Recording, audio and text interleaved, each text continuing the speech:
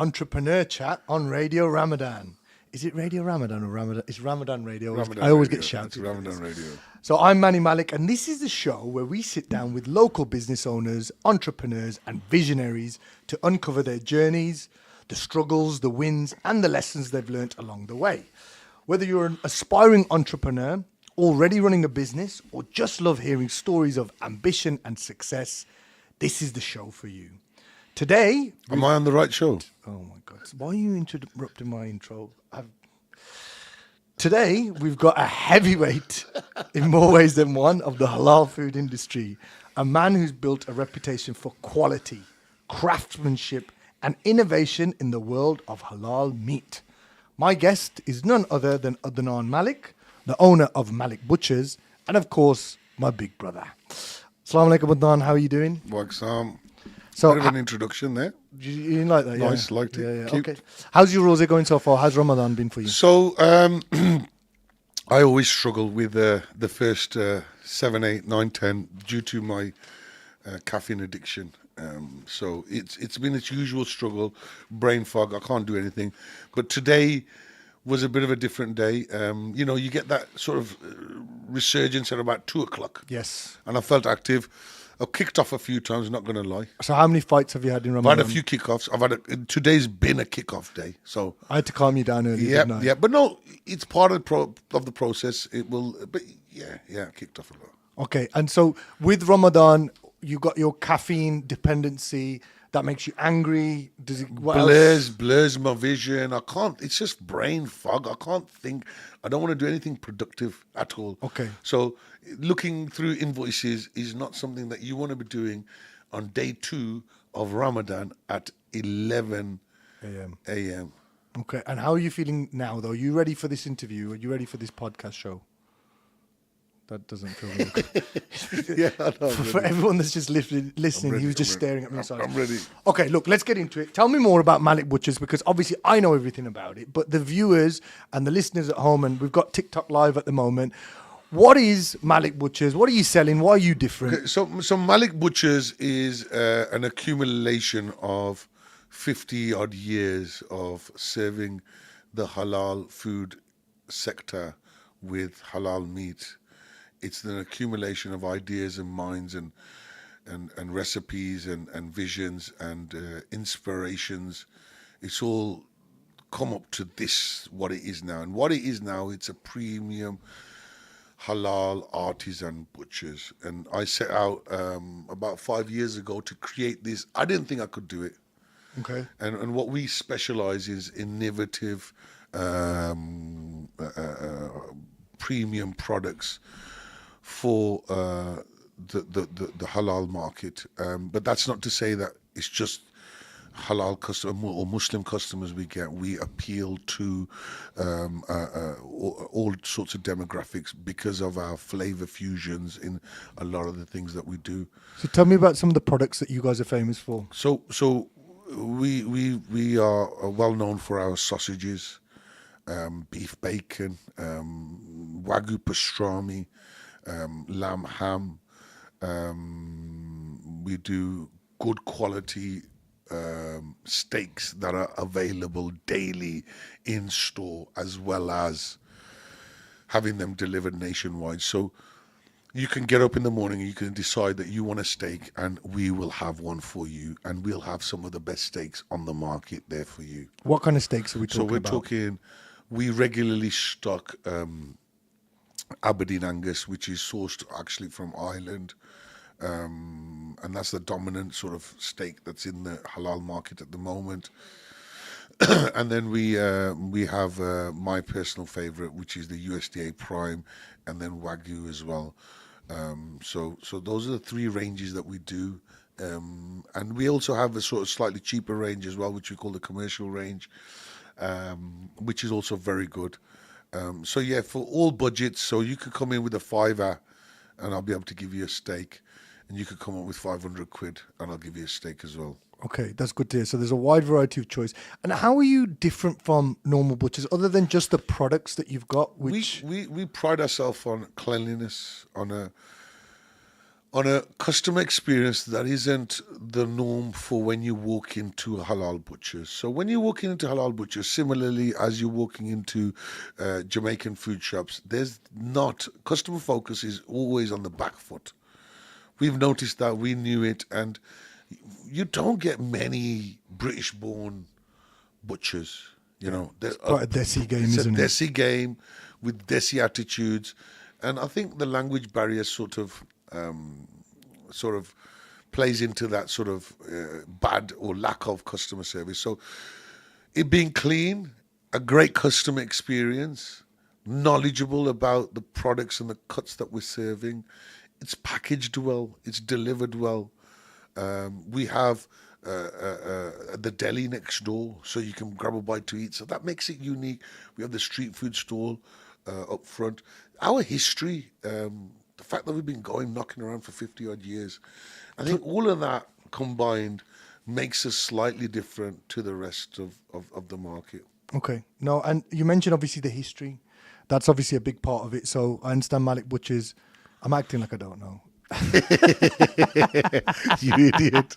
Go on. I understand that Malik Butchers was established in 1970. So tell me a little bit more about that story. You've mentioned it a few times. How did it start? Talk me about how it's been passed over from generation. It's a bit of a long-winded story, but I'm going to sort of try and keep it as short as possible. My granddad was always an eater, and he was stuck out in Kenya. And in Kenya, there was a big tradition to sort of grill meats and stuff like that. Anyway, he was a bit of an entrepreneur, not a bit, a lot of an entrepreneur. He was a carpenter, building contractor by day, and he set up a little a shop where he sort of served meat because he was such a big meat eater. He always fancied it, and he started doing that there. That was in 1958. That's a place called Ajaz Butchery. We've got the stamps from that. And then he came over to the UK, and there was an incident. So the story goes, an incident. Somebody said, "Why don't you put up your own shop?" So he went and bought this shop against the advice of everyone, set it up as a convenience store with a butchery. And then the rest, they say, is history. And then he passed it on to his 3 son-in-laws, who then sort of filtered themselves out. And then my dad bought the majority shares, I think, in 1976 or something like that. I can't remember the exact date. And then Dad worked it, and throughout our childhood, we were there. We were ever present. That's my address. That's where I live. That's where I was brought up.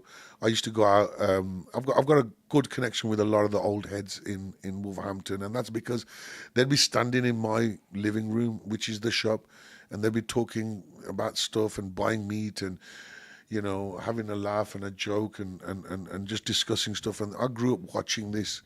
And I've always, and, you know, touching back on the question you said, what makes Malik Butchers different? We're a family as well. It's a family-run business. And even though no matter how big we get, we're going to keep going on that family business vibe. And that's how it felt in that shop. Everyone was family.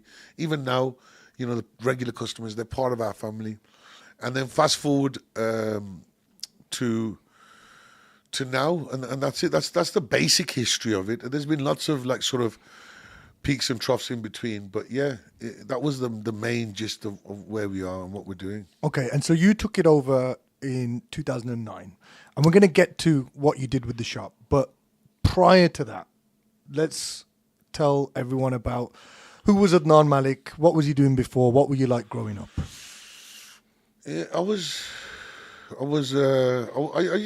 in the job centre for a little while. Worked for the DWP for a little while.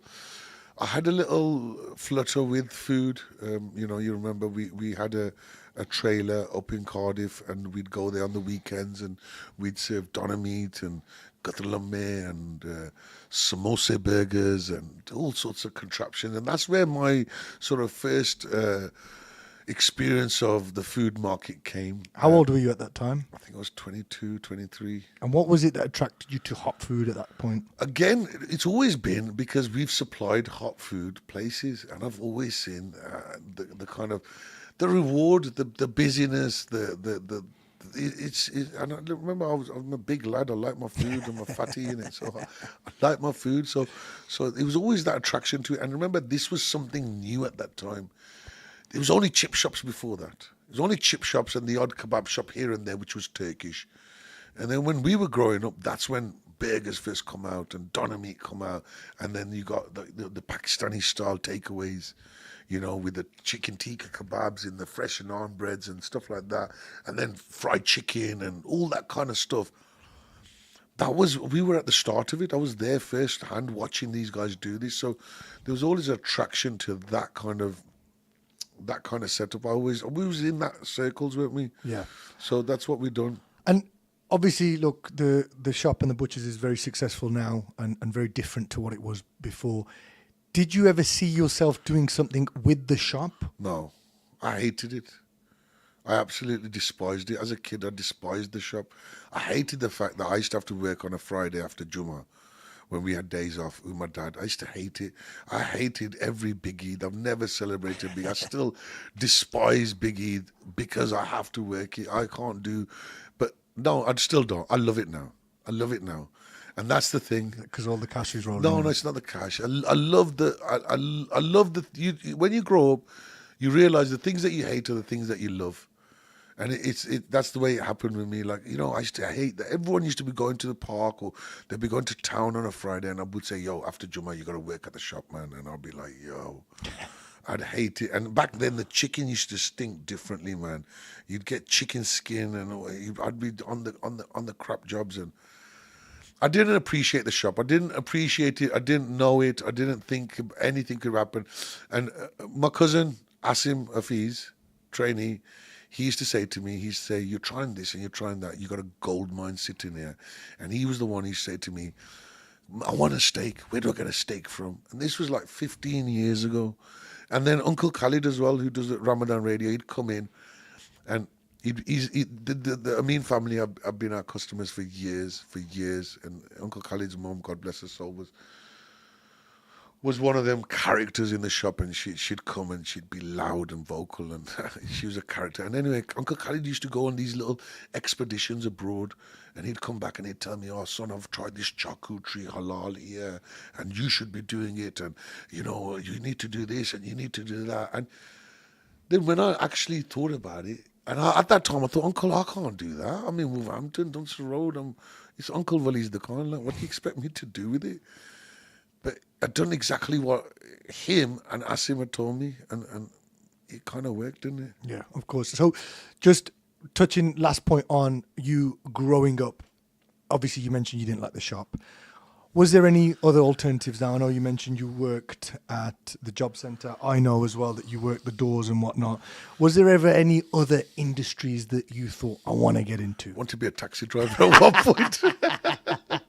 No, it got so bad that I was always trying stuff. I've never been not trying. I've always been a bit of a wheeler dealer. I've always had enough cash to just live a reasonable lifestyle. I've always been in different things, going this way, going that way. We're going to open a gym. We're going to do that. We're going to do this. The point came when I said to you, I pitched my brother. I said, look, I ain't making no money. The shop, I can't make no money at the shop, and I'm gonna become a taxi driver. These taxi drivers driving around in big old cars, I want a piece of that. And he said to me, Manan goes to me, he goes, look, don't you dare drive a taxi. Don't you dare do that. Not that it's not a bad profession. No, but it just wasn't something that my skill set. Yes. It wasn't in tune with who I am and the ideas I've got and the skills that I've got. 100%. To just sit there driving a taxi would not do me justice. 100%. And yes, it's a great living and man's have earned some big paper off it, but it doesn't extract the value that you've got as a human being and as a businessman as well. Totally. Yeah. So there was that was the point which sort of was like, okay, then what now? Okay. And so so in 2009, you'd obviously taken over the shop. We'll fast forward those few years because I know you just sort of ran it as a Desi Butchers. But we were doing good. We were doing good. We were doing well. We were running a good, clean, profitable operation that was very light touch from my side. So you weren't actively involved in the business? No. But it was a good, solid business. And that's where I started thinking, yeah, okay. You could do something with this.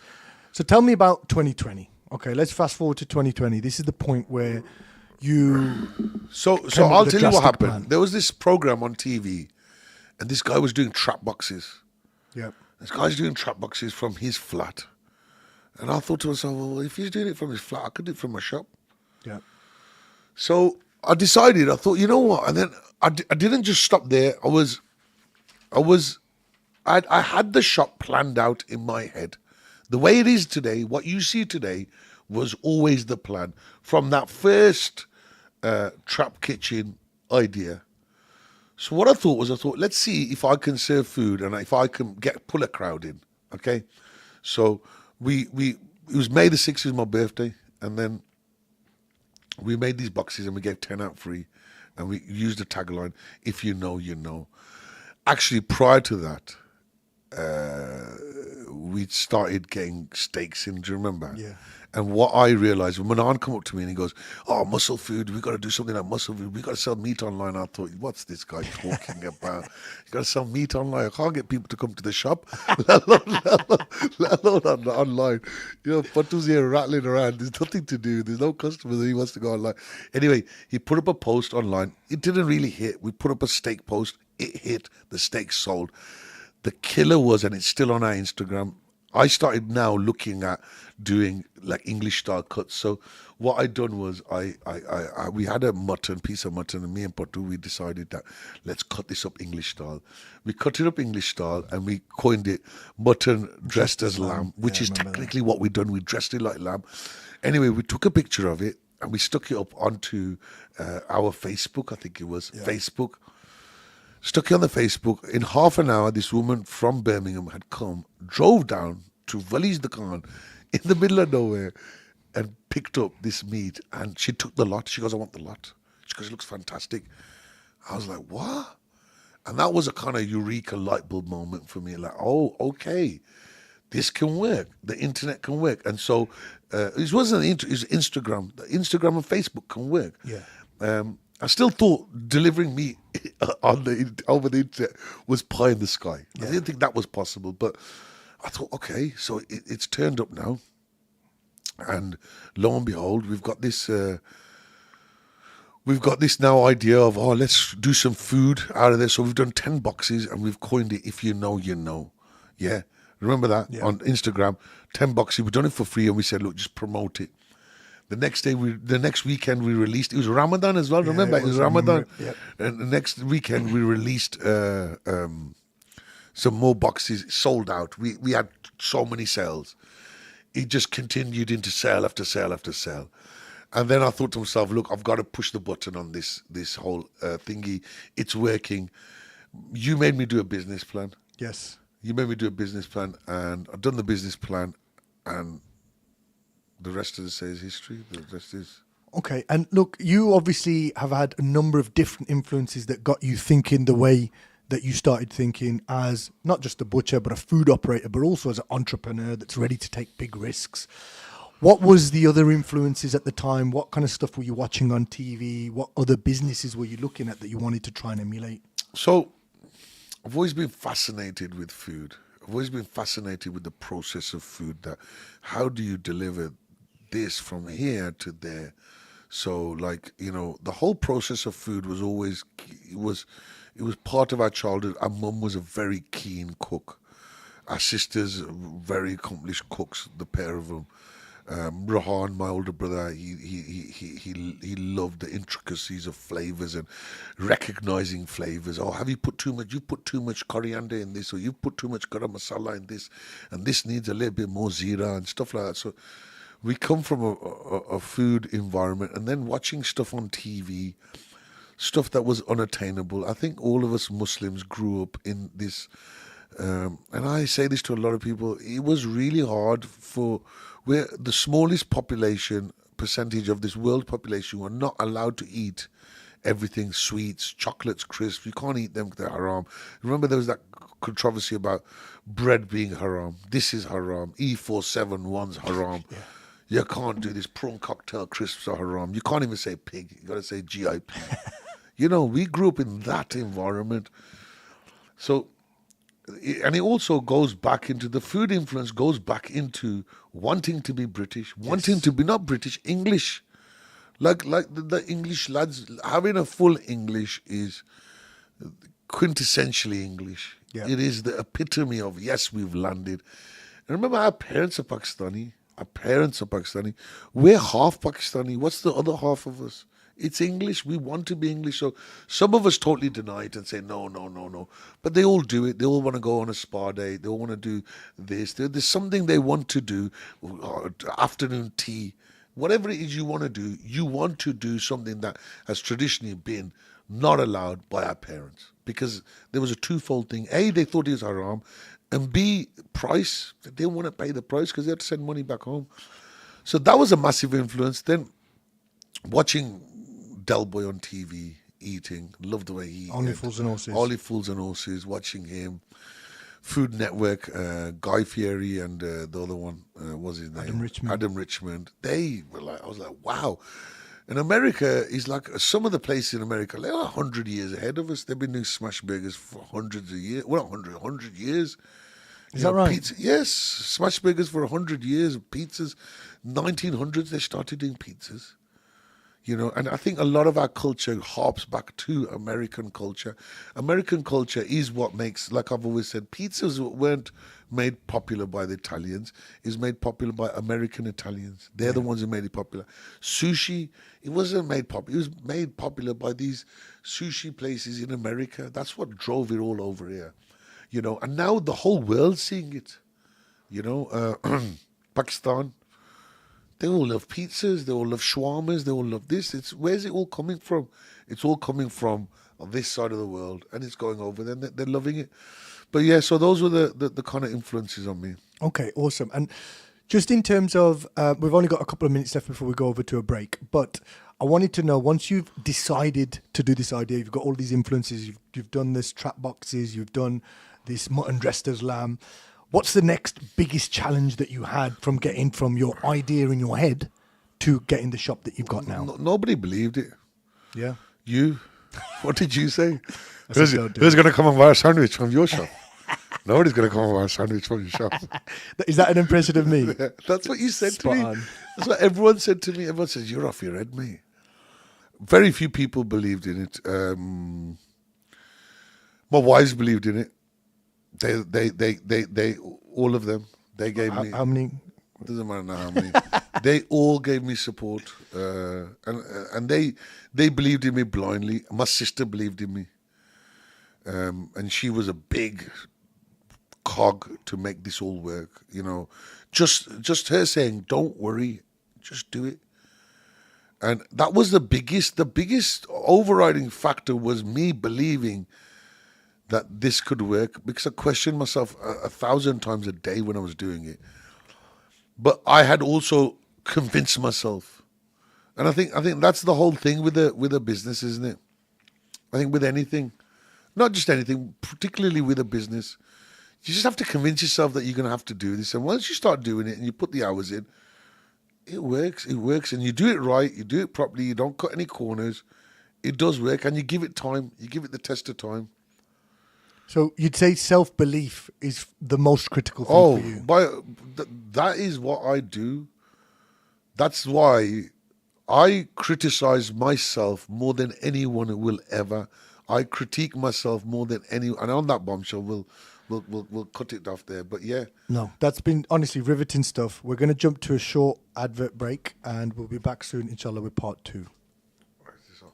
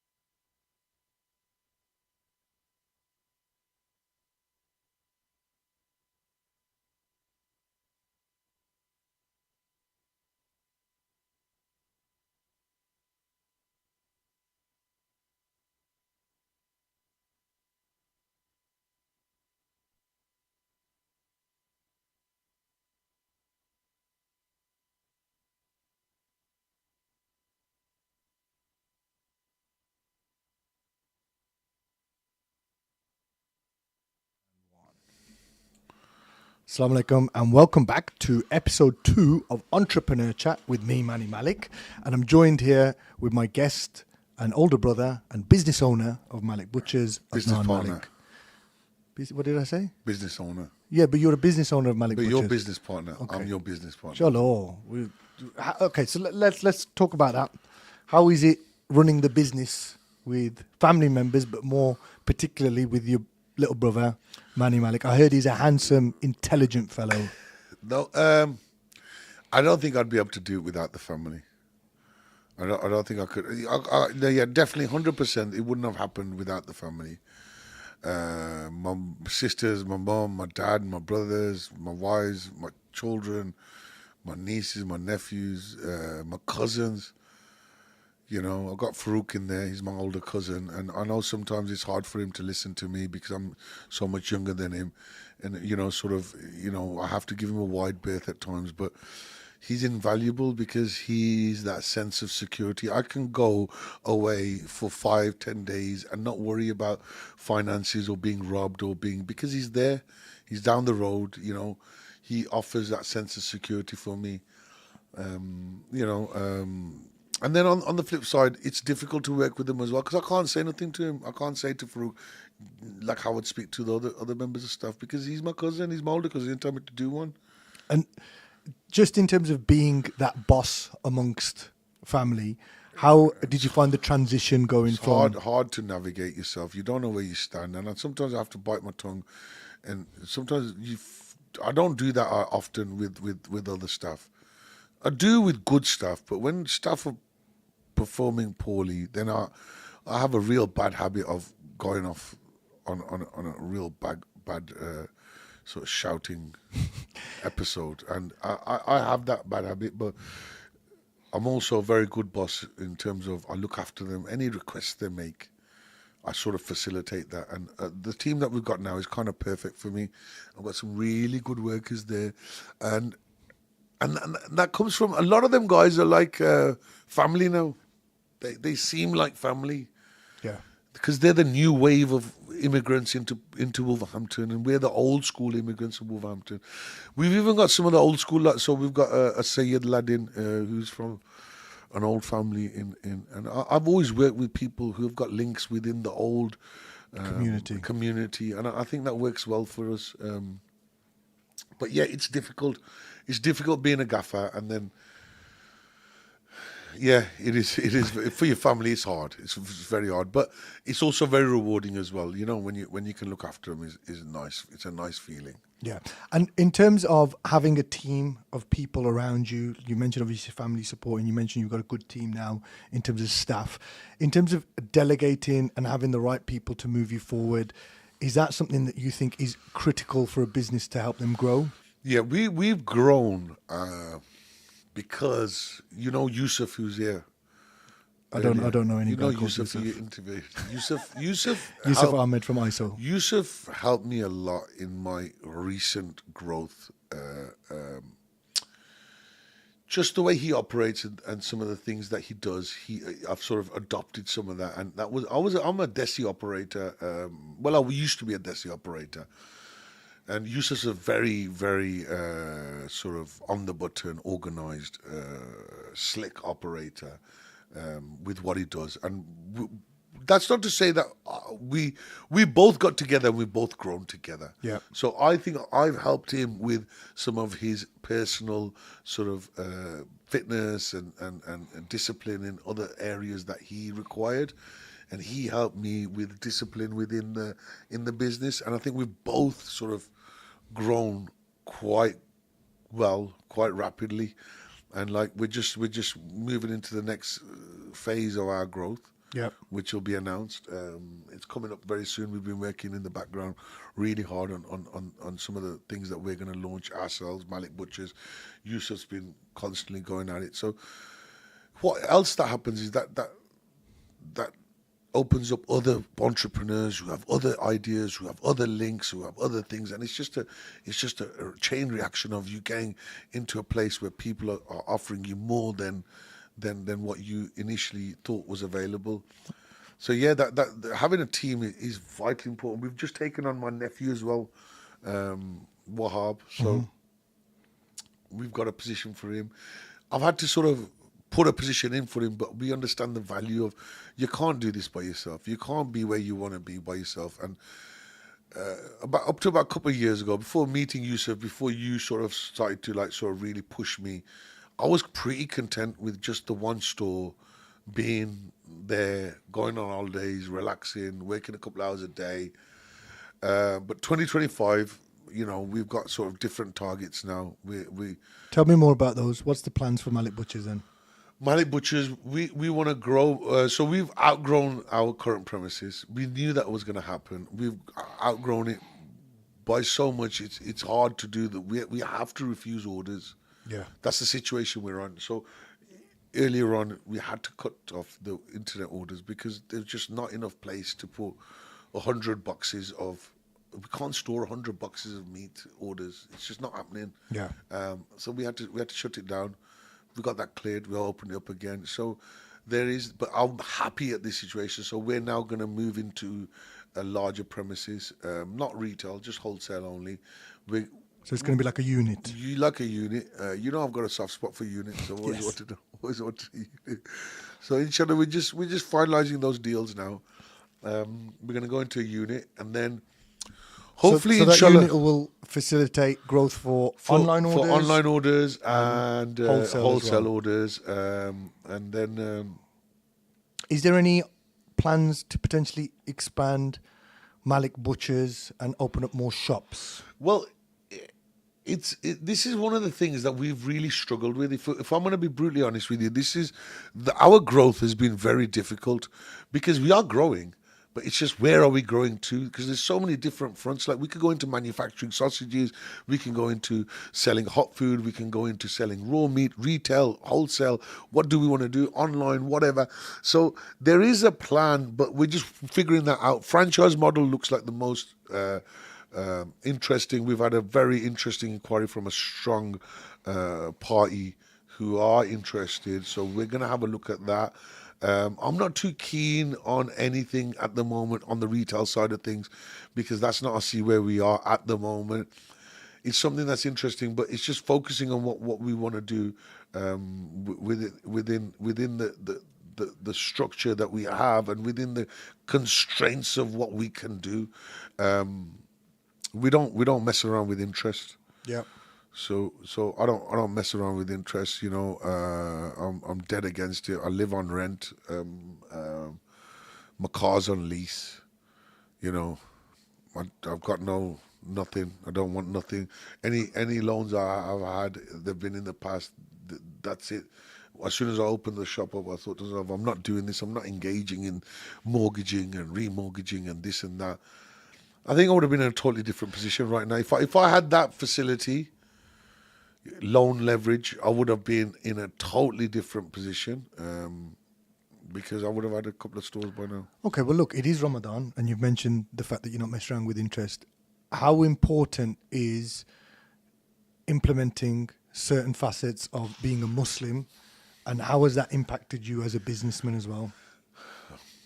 The people who know me, they know about who I am and what I'm about, and from a very young age, I've had a strong connection with Islam, but I've not always demonstrated that in my actions. I'm all about actions. I'm all about being sort of aggressive in my conviction to stand up and pray. I ask all my partners. So you were talking about partners and people, and I forgot to mention, we've got some very good customers. You know, we've got some cracking customers, like really good quality. Arif up in King's Castle. I've got Shumul from Tamworth. You know, we've got our kid Jabran turning up now. You know, Yusuf's a customer of mine, friend of mine. You know, reliable, dependable human beings who understand that, look, yes, we want to earn money, but we want to be good Muslims as well. And these are the three things I say. I say, I want to earn money to where I'm comfortable. I want to go to the gym and I want to pray. And if you want to be around me, you need to be on those three things. Yeah. If you're not on those three things, then I don't really want to be hanging around with you. If you're out there chilling in cars, at 10 p.m., I don't want to know you.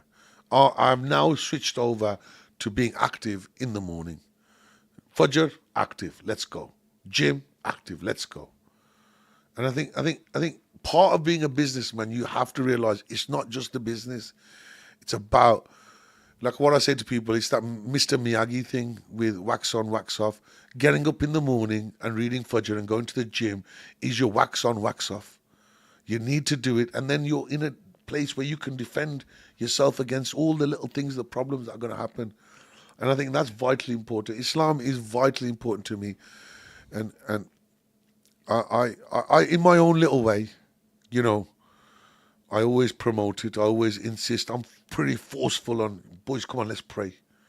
Because I have that nature. I can do that. Not a lot of people can do that. People will. And my uncle from UK Islamic Mission, Uncle Zaid Pervez, he saw it a long time ago in me. He goes, look, Adnan, you know what it is? People will follow you with what you do. They tend to follow, and you've got leadership qualities. And he always sort of drummed it into me. And so, yeah, Islam, again, like I said, is vitally important in my business. Yes. In my business, we're a halal operator. I don't sell my soul. I serve halal. I try my best to serve the best possible. And let's move quickly on to the elephant in the room with these guys about HMC and blah, blah, blah, blah, blah, blah, blah. Look, there's not an absolute chance that anyone... Halal means, have you seen it being done halal? That's when you can give a proper witness statement that I've seen it being zibad halal. If you can't do that, then you can't guarantee anything because you're not an eyewitness. So what we do is we take the eyewitness of the mufti who signed off on the certificate. We say, Mufti Flana Tinkra has signed off on this certificate. We're going to trust him. Now, what else I do is I go to trusted sources. Yep. People who I know in the market. Now, it's wild for anyone to think that all of the meat consumed by the Muslims that's labeled halal is halal. It's never going to happen. There's not enough people to cut that many throats. Yeah? Mm-hmm. I'm going to go out on a bit of a controversy as well and say a lot of not a lot, some of the HMC, and I've spoken to the guys who run HMC. I've got photo evidence of Dutch chicken, which is machine killed, not hand slaughtered, machine killed, being sold in HMC butchers. Mm-hmm. I've got the images. Yeah. Now that's not to say HMC are not doing a good thing. What we are doing as a Muslim community is we're not trusting. We're vilifying the butchers. I said to HMC, HMC, what you making me out to be? I want to do part HMC for the ones who want HMC, and I want to do part non-HMC for the guys who want non-HMC.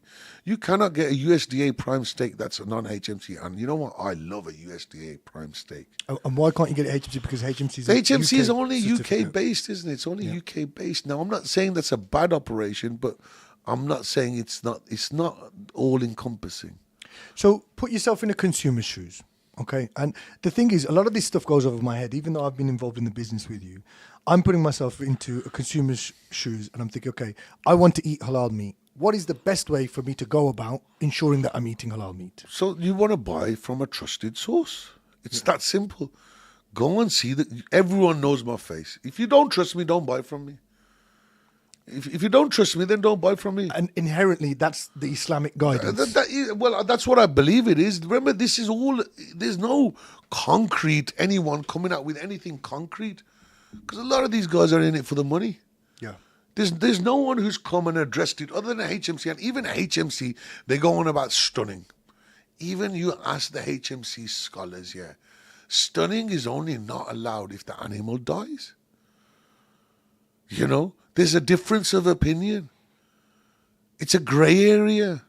But these guys are blanket. What we do is blanket statement, haram. I remember somebody said, baby chickens are haram. What do you mean, baby chickens are haram? Like, can you just qualify that? What do you mean? All baby chickens are haram. It's haram to serve a baby chicken. What do you mean? What was the rationale on that? They're all haram. They're too small. They're haram. I don't know what the rationale was. I was selling baby chickens. People saying my chickens are haram. We've had to deal with this for all our lives, And this is really, and I am now at a point where I don't care. My dad slaughtered. I watched my dad slaughter with his own hand. I grew up in Summers Poultry, I grew up in poultry farms and speaking with these people and speaking to these boys, and like just these people they bring it down. I'm not bothered. I don't want to be HMC. I got a lot of HMC stuff in there. If it's good quality, I'll buy it. Yeah. If you're going to give me rubbish, garbage stuff, I'm not buying it. I'm not serving it. Do you know what I mean? So I like to keep it on hand slaughtered. Yeah. That's one of the things I like to do. Hand slaughtered, not machine kill, hand slaughtered. But yeah, that is a problem in my business at the moment. Okay. And in terms of, look, we've discussed about HMC. There is obviously a limitation there with HMC, like you've mentioned, because you can't get imported meats which are high just quality. Can't get the supply. Ramadan comes around now. Chicken prices through the roof. Everyone wants to eat chicken legs, roast chicken legs on Eid. Where are they going to get all these roast chicken legs from? It's a monopoly.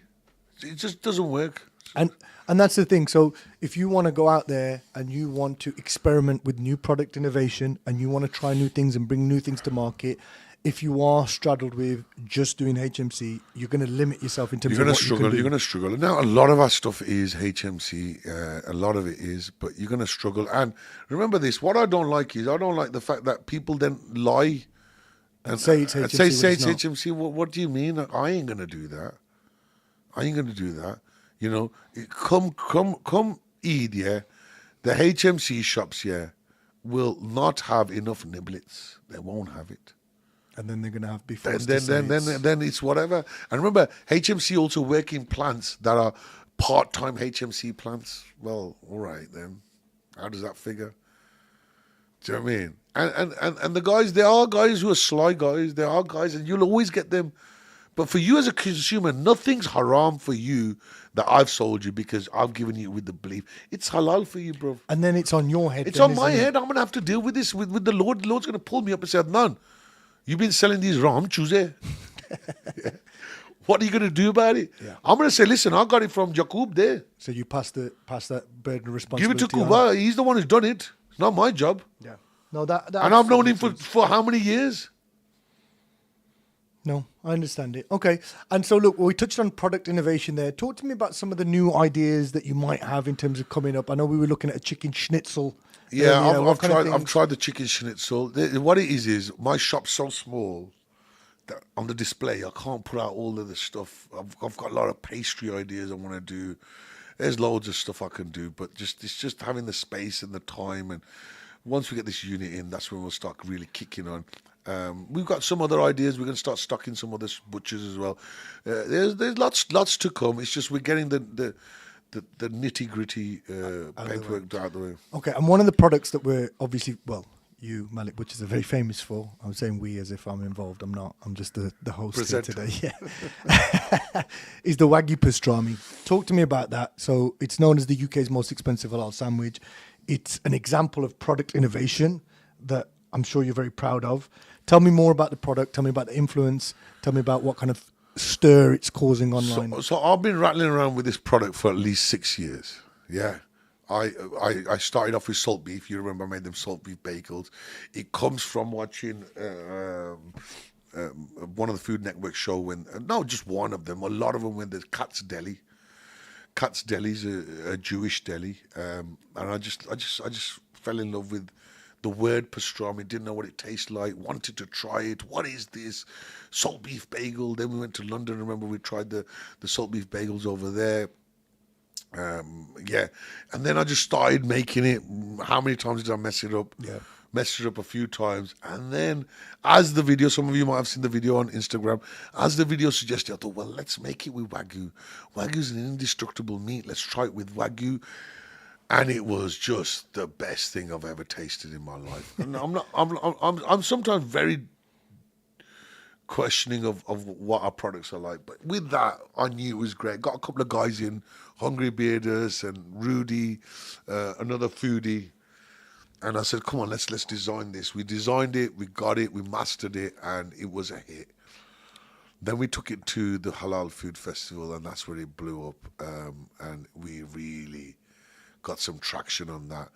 Now, on the flip side, what we're noticing is that the non-Muslim community absolutely hate us, don't they? They a lot of them absolutely hate us, and I was a bit oblivious that I didn't know that they didn't like us that much. So that was going to be one of my next questions. We've got 3.5 minutes left, but one of the big things I wanted to ask you about, which a lot of people will talk, and we've touched on it around social media. That's obviously been massively important for the success of Malik Butchers. You're welcome, by the way. In terms of the recent climate where we've been, Malik Butcher's content has gone viral, but with that, you've got a lot of support, a lot of love, and a lot of messages to say good on you. But at the same time, an overwhelming wave of criticism, not just from people who don't like you because you're halal. It's double sided for us. Talk to me about that. So we get the you're selling sausages. Sausages are haram. How are you selling sausages? Why do you want to imitate the kuffar? Like grow up, mate. Like just to briefly touch on that, yeah. A sausage has been in human existence for thousands of years before any Gora started making it out of pork. Yeah, it was there. It's literally, if you look at it, it's a preservation method that Allah has probably created. Not probably has created. You use the intestines of an animal and stuff the meat into there with a bit of salt, and you make a sausage. It's that simple. And what happens is you can leave that sausage hanging up in your cave for 100 days and nothing's going to happen to it. Yeah. So who do you think designed this? That's the real essence of it, yeah. And then it was done in modern day Iraq. It traveled to Turkey. Turks eat sausages, sujuk. What is it? But these guys, they come after us. Oh, imitating the kuffar. Okay, mate. So put them idiots to the side because they're just idiots. The one that really hurts, is the Gore, Bachare, the non-Muslims. I was so oblivious to how many of them hate us and hate Islam. And this is the Tommy Robinson effect now. Yeah. Because it wasn't prevalent before. It's the Tommy Robinson thingy. And the fact that these guys are looking at Islam and thinking that it's an evil sort of way ideology. of life, yeah. That's like shocking for me. Like I was like taken aback from it. But like as they say, all publicity is good publicity, so I don't mind. But the one that affects me, like I can accept the apne Pakistanis, Indians, Bengalis, Muslims saying to us, you're selling ham, you sell out, you want to imitate the kuffar. I can deal with that. But when the Gore come after us and or the non-Muslims come after us, and it's sometimes not even white English, it's sometimes like Indians. Like, whoa, how are you doing it? Like, come on, bro. Like, why are you saying this? You're the same as us. Or the black guys. Like, really, you guys as well. Yeah. Look, social media is a wild place, and that's the problem. I think people are emboldened to say what they want because there's a lack of repercussions. So they can say what they want knowing that there's a screen behind them or in front of them that's not going to be penetrated by anyone who doesn't like their ideologies. But look, we've got to wrap up the show. That's been super interesting. And just to touch on social media, if you're not following Malik Butchers, at Malik Butchers on Instagram and on TikTok, give them a follow. We will hopefully be having some of this segmented on there as well. But thank you so much for joining us. Adnan, thank you for joining us today. Yeah, and we'll see you all soon, inshallah, next Okay. week. Inshallah, assalamu alaikum. Assalamu alaikum. Who's on next?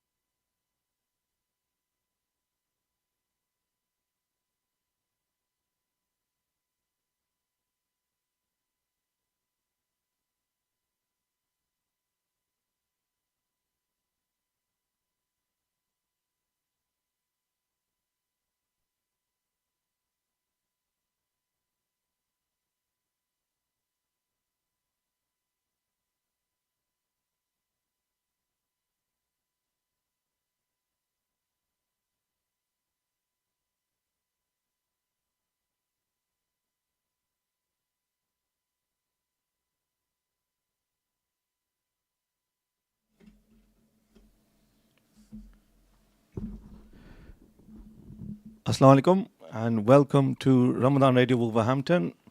This is the Law and Tax Clinic with Ajaz Ali and Salman Anwar, who is my guest today. Assalamu alaikum, Salman. Wa alaikum assalam, Brother Ajaz. How are you? Alhamdulillah, I'm really good. Yourself? Yeah, alhamdulillah, I'm all good, all good. I'm now that the first few rosé are past, I'm back to my chirpy self. Yeah, that's good. That's good. Yeah, thank you for coming on. I didn't think I'll be able to get you on, but people of like yourself are quite busy generally. It's only people like me who have nothing to do. I think you're doing yourself a disservice there. Right, guys. So a little bit about Salman. He's a specialist tax advisor and founder of ADL Tax. I've known Salman for a few years now. Not that we've spoken very often in those years. Wait for Ramadan and his radio show, right? Or we bumped into each other a few times. Yeah. Yeah. Let's not name the establishment, but somewhere in Birmingham. Yeah, a couple of times. Actually. Lots of greasy food. Exactly. Yeah. So nice greasy food.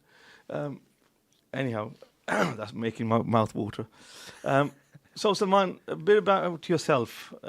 Let's tell me a little bit about yourself, about your past and what you before who you are now. Yeah. Where have you come from? What did you do? Yeah, sure. So I'm a specialist tax advisor, as you said, but that probably doesn't mean a lot to people. So what I do for a living is I help people when they get into trouble with HMRC, basically, or are suspected of being a troublemaker by HMRC. So people who either have or are suspected of not having paid their taxes, and things like that. So that's kind of what I do. Firstly, so right now I have my own firm, Adl Tax or ADL Tax, you can say whichever way. I started that in April 2024, so just last year. Before that, to start at the beginning, I'm an ex-HMRC tax inspector. So I worked in HMRC for about 5 years, working in the large business service in the start, and then working in the fraud investigation service, which is where I cut my teeth, basically. I then left that and went and joined one of the top 10 accountancy firms in the country. BDO, wasn't it, I think? That was Mazars. Mazars? Oh, Mazars, Mazars, okay. or Forvis Mazars, as it's now called. It's Okay. the 8th biggest firm by audit fee income, I think. And then after 3 and a bit years, I got itchy feet once again. And I was off again. I went and joined BDO at that point. I remember the BDO part. I think that's when we first did the...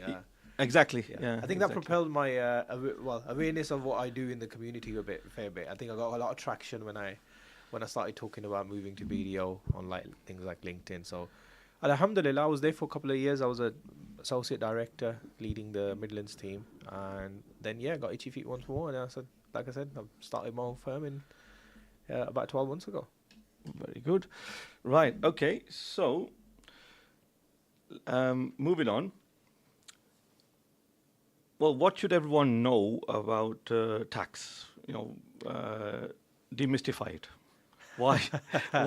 Why is tax such an important issue? I don't think the 40-50 minutes we've got is enough. Well, time, I'll give you 5.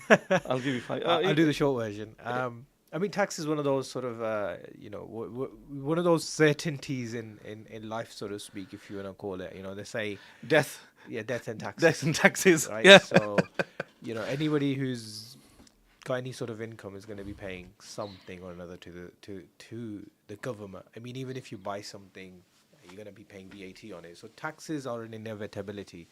But I suppose... So what's some of the most common, tax issues for individuals, say? Yeah, I suppose it depends on... Or businesses. Yeah. It depends on what context we're talking there. I think... So businesses, your main tax are going to be on your tax on your profits. If your sales go up a certain amount, you have to register for VAT. And generally speaking, that's going to be the main kind of concern for most businesses, and how to... Obviously, VAT, there's not a lot you can do with that. But in terms of corporation tax or income tax, depending on how you're structured, that would be a concern to any business. Okay. So... But most people that are probably listening pay their income tax under PAYE, pay as you earn. If you're an employee, that's how you pay your taxes. So there's not a lot you can do about that.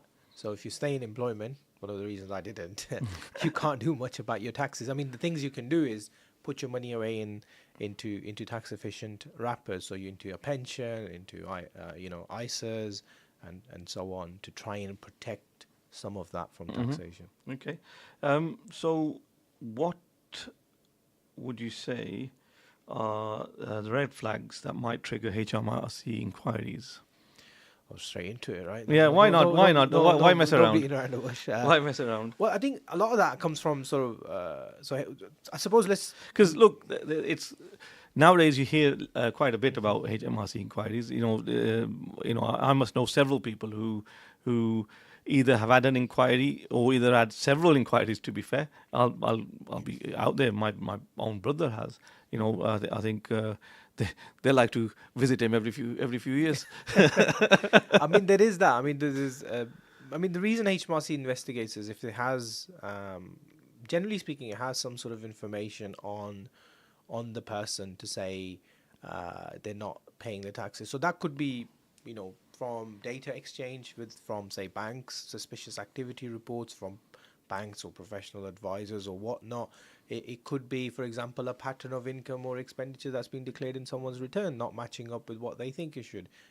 A lot of businesses will probably, sort of, especially in the retail or hospitality sector, will have card machines and things like that. So if somebody's card, the merchant acquirer will be providing that data to an extent to HMRC, or HMRC is able to get that data. And if that's not matching up with what's in the returns, your friend down the road who doesn't like you very much calling HMRC and saying you're not paying your taxes by the sounds of it. Anything and anything could lead to that. The red flags are usually a mismatch in data. So whatever you're declaring not matching up with what it should match up. Well, I know it's their investigations are quite thorough. I've known it for a while. I'm going back about 20 years, and I saw an investigation where it was a restaurant. And the VAT, this was. Yeah. So they sat outside, counted number of people going in, counted the number of cars coming in, counted the number of times a delivery vehicle went out. Yeah. I think they did make a mistake, because I picked up on a couple of mistakes. They assumed one car was another car, but anyhow. But they were also, then they sent in someone in to get a takeaway. They sent someone in to sit down and have a meal, and then wanted to know where those bills were. Yeah, test eats.